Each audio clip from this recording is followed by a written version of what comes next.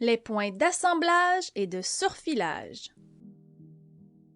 Référez-vous à votre liste de matériaux requis.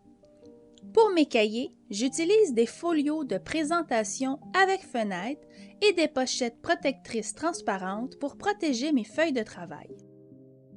Vous aurez besoin d'un tissage 100% coton de bonne qualité ainsi qu'un tricot avec élastane. Ces deux matières textiles se travaillent différemment.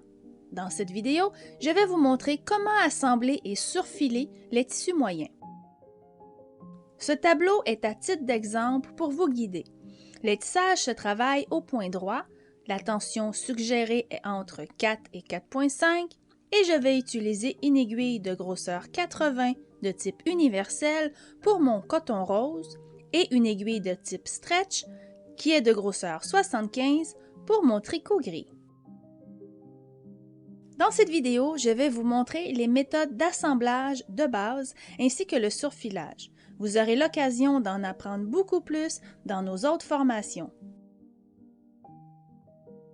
La marge de couture est la partie entre le bord non fini et la piqûre d'assemblage qu'on retrouve à l'intérieur d'un vêtement ou d'un projet. Cette marge ou valeur de couture est entre 6 et 15 mm, donc entre 1/4 et 5/8 en impérial. En Amérique et dans d'autres pays anglophones, le terme utilisé et traduit en français sera plutôt valeur de couture, qui vient de la traduction seam value. On dit aussi rentrée de couture. On retrouve ce terme plutôt dans les patrons commerciaux. Les trois termes sont bons, du moment que vous respectez la mesure suggérée, c'est tout ce qui compte. Pour cet exercice, la marge de couture sera de 1,5 cm, qui est 5/8 de pouce, qu'on retrouve fréquemment dans les patrons commerciaux.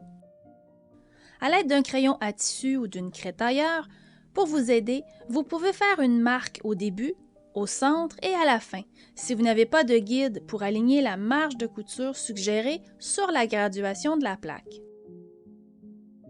Commençons par une couture fermée. Cette couture est la plus courante. Elle convient autant au tissage qu'au tricot.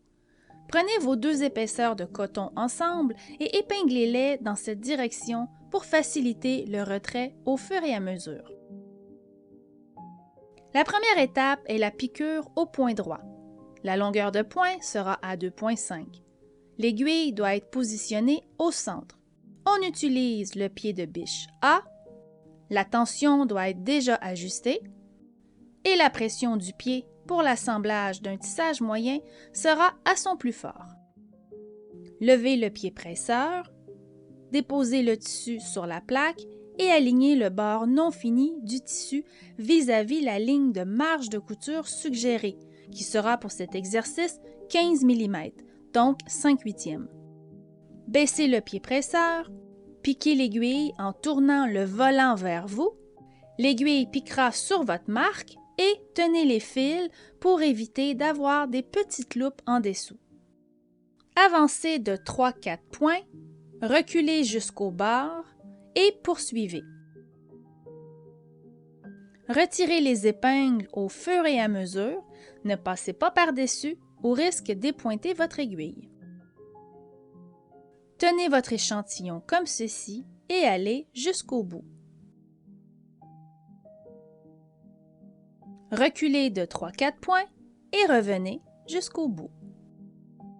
Relevez l'aiguille, le pied presseur et tirez doucement. Si vous sentez une retenue, c'est que l'aiguille n'est pas remontée jusqu'à son plus haut. Coupez à environ 1 cm du bord et gardez 10 à 12 cm pour le prochain départ.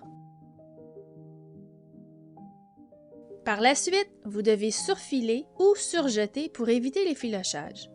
Dans les tissages, pour avoir une belle couture, vous devez ouvrir celle-ci avec un fer à repasser avant de surfiler. Vous apprendrez les secrets du repassage dans le module 1 de notre cours pour débutants.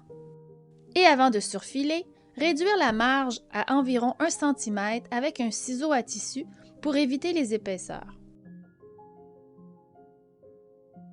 La première option sera au point zigzag. La longueur de point suggérée est entre 1,5 et 2. La largeur de point entre 2 et 3 et c'est toujours avec le pied A.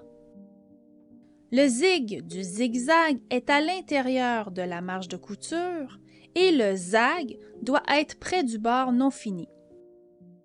On débute et termine avec un point d'arrêt. Prenez le temps de vous aligner et ajuster si besoin. Je vais m'arrêter au centre pour vous le montrer. Voici ce que ça donne. Ça bloque les fibres. Maintenant, l'option numéro 2 est le point de surjet, appelé aussi le point super stretch, qu'on peut utiliser avec le pied A ou le pied à surjet. Pour mon modèle, c'est le pied C avec la petite brosse.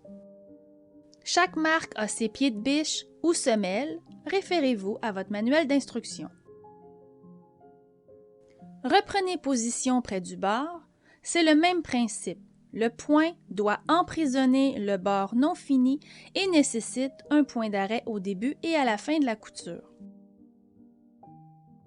Voilà, c'est propre, intéressant, mais c'est un peu plus long à faire que le zigzag.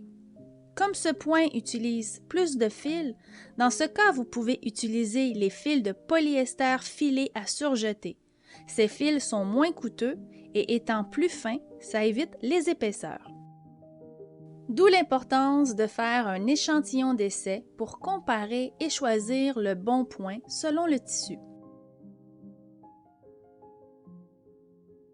Dans la vidéo sur les machines à coudre électroniques, je vous ai parlé de ces 3 points d'assemblage pour les tricots très extensibles. Premièrement, je change mon aiguille pour le type stretch.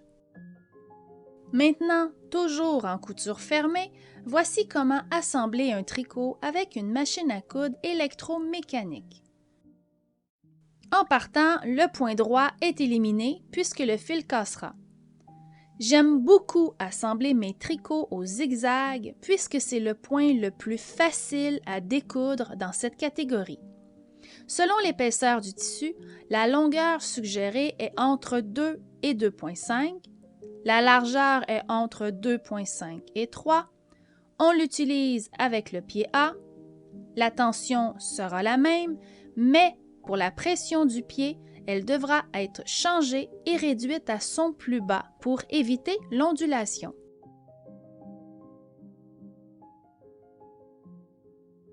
Les points stretch et de surfilage conviennent pour les tricots extensibles.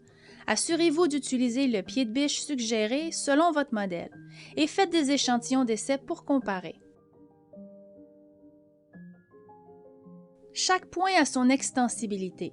Les points les plus solides sont plus longs à coudre et sont plus difficiles à découdre.